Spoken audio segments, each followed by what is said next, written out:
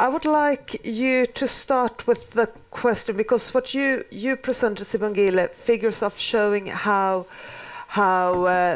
health service is actually declining in some South African states, or Mpumalanga, Eastern Cape, areas that we know are very badly affected by HIV and AIDS. And at the same time, we heard Kerstin talking about this window of opportunity that I really want us to stay with in our discussions during the day, because I think that is quite amazing that we do have a window of opportunity now. But how must we work with it? Lennart said money is not all, but I think money is also needed. Kerstin, do you want to start on this? What's needed to be done now?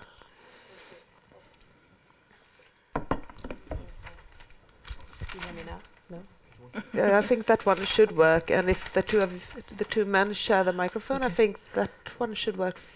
Okay, I'll try this. Yes. Okay.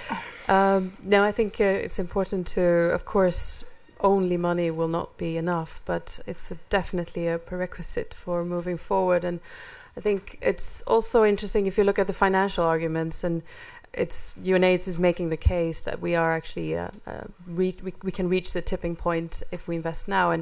But there's also the argument of actually within 5 years, if we get ahead, if we move forward now, we are actually able to bend the curve, and that should be the strongest argument. And normally we're struggling as advocates with very long-term, very long, far-sighted plans and objectives to convince politicians that it makes sense to invest. But I think this is the 5-year window should be, it's a one-time opportunity, they say. What kind of actions would you like to see from Sweden, for example, now? Well, one concrete action, of course, in terms of funding would be the Global Fund replenishment coming up next year. But also, making the case that donor funding, donor investments is still very much needed. I think indeed domestic financing is important, but I think that we really need to insist that both will continue to be needed. We're looking at these very low coverage rates in countries that are risking to lag even further behind. They will not be able to finance their own response in the near future. Lennart, do you want to respond on that? I fully agree, of course, that money is needed. And what I said is that money is not all. And I think it is so important to be able to see where the money will be best used.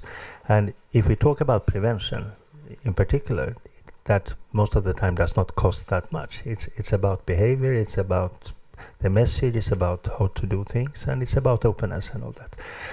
So, but money is definitely needed, and then you come to the question where to put the money. And some of us, all of us, I think, have listened to Hans Rosling. But some weeks ago at the Karolinska, there was a global health night, and he showed what does the world look like. 7 billion people in the world, 1 billion rich from the rich side and wealthy side, and 1 billion the poor, and 5 billion in the middle income countries. And if you divide that one into two, lower middle income and higher middle income, it becomes even more challenging. And if you see where are the broad appearance of HIV and other communicable diseases, it is in the low income and lower middle income. And what does that mean? How you use ODA money and so on. So there are a number of things that must be addressed. I'm not saying that money is not needed. Money is definitely needed. But talking about money, what is the will or the aim now from the Swedish government?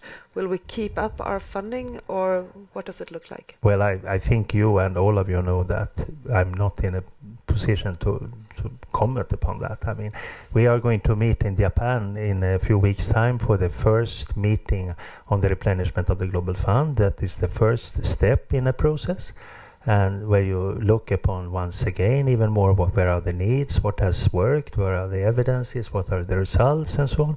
But also to see the replenishment based on the strategy just being adopted in the Global Fund. We see quite a big poverty focus in the Global Fund that Sweden applauds, because we think that is important.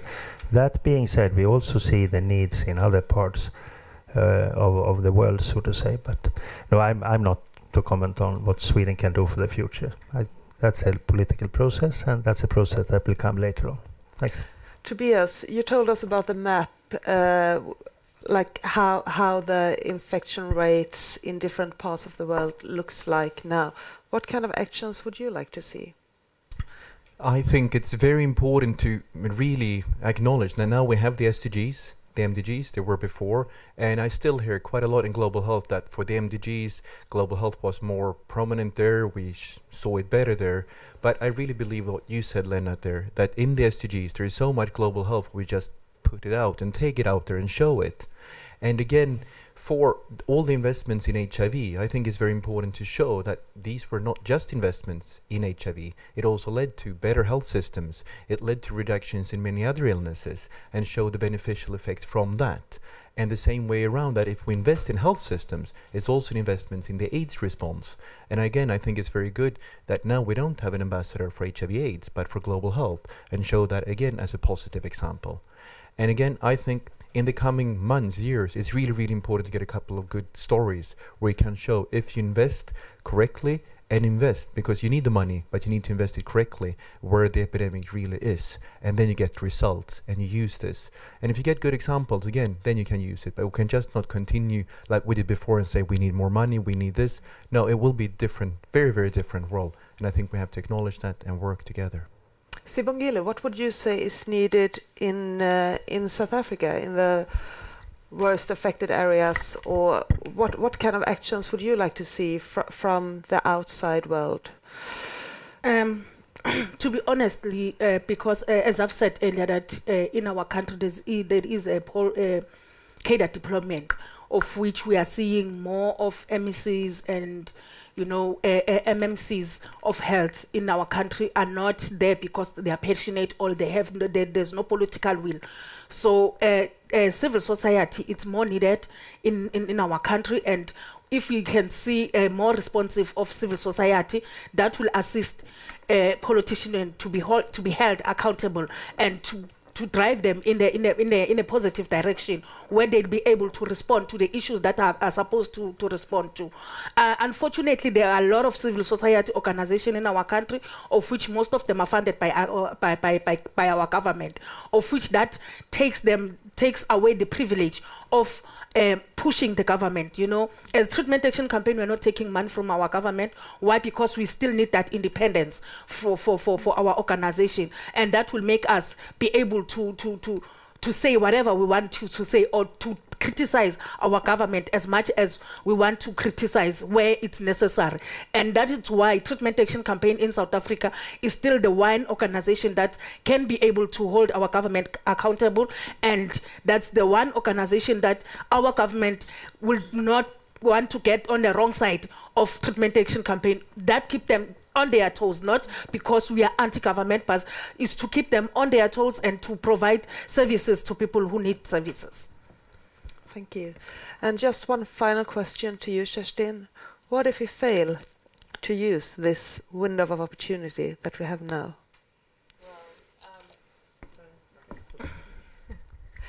Well, I would rather not talk about the financial consequences, but of course UNAIDS has some quite daunting figures of in terms of what it will cost in the long term. But I think it's more a matter of what the opportunity we actually have to bend the curves and the cost of lives that we would save by not missing this opportunity. And it's a 5-year opportunity from now on, would you say, or? I mean, according to UNAIDS, this is the strategy that the world has agreed to, and I think the front loading of investment is a core part of that. But of course, implementation challenges that needs to be and simplified approaches to response will be essential. And I think the rest of the day we'll talk about that. So. We will, and Sibongile will also be in the panel debate later on this afternoon.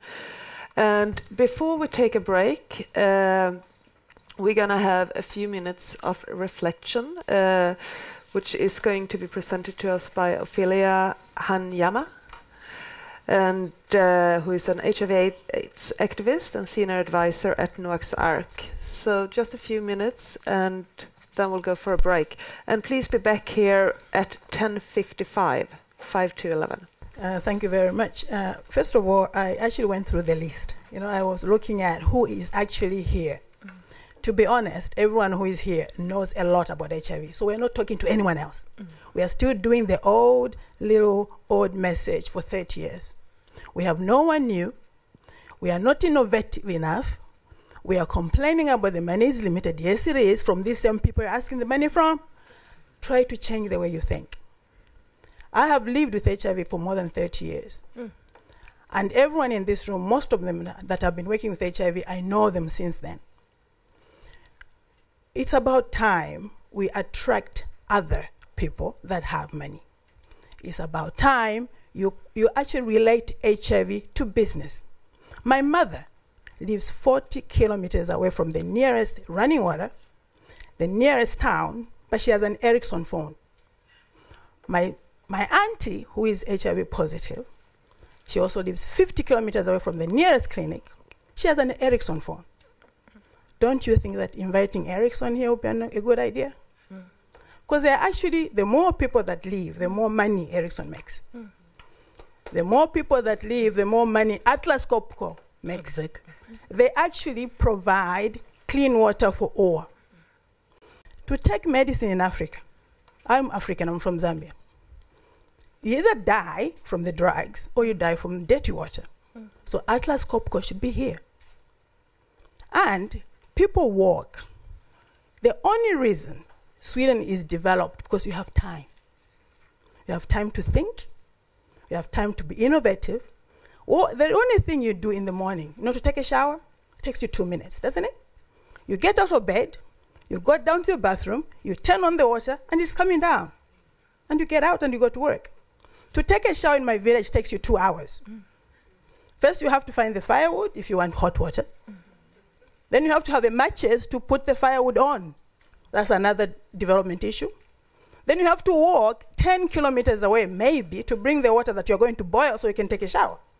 So when do you have time to innovate and change?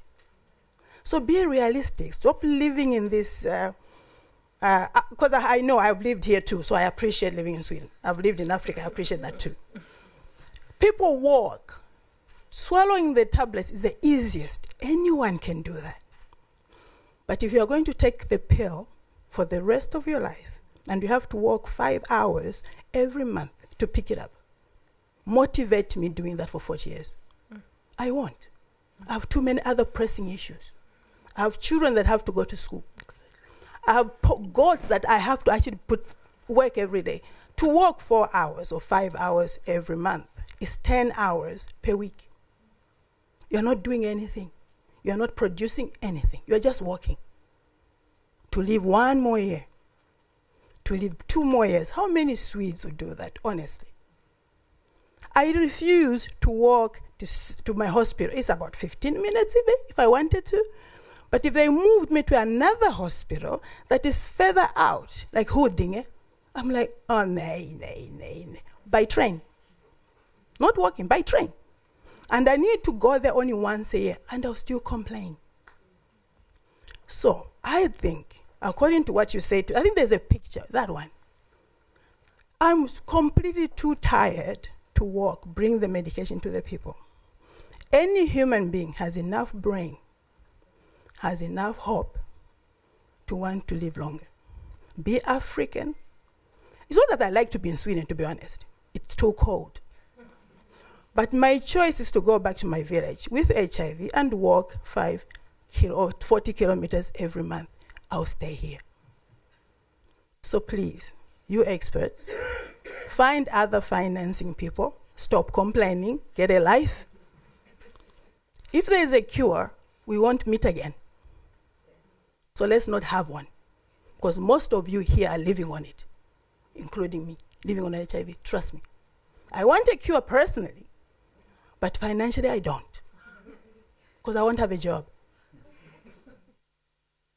So I would rather, hopefully the whole day when we are sitting, because I have to leave. And the other thing about human rights, Sweden is fantastic. However, if you're a woman living with HIV in Sweden, you have fertility issues. You need to have IVF. The Swedes won't give it to you. We are very civilized people. But IVF for a woman, no one wants to take responsibility for that. I mean, we are lagom people, we're like, Vi vet inte riktigt. Canada started doing that in 2002. Down the road in Denmark, you can have it done if you're under 40. But here, so where are my reproductive rights here, Leonard? So on that, I think you spend your day. I'm off to Poland for another company which is not sitting here at all, for H&M. They do give money for HIV, so try that. Mark Foundation, go there, stop complaining. Be more innovative. The disease is here to stay. And thank you.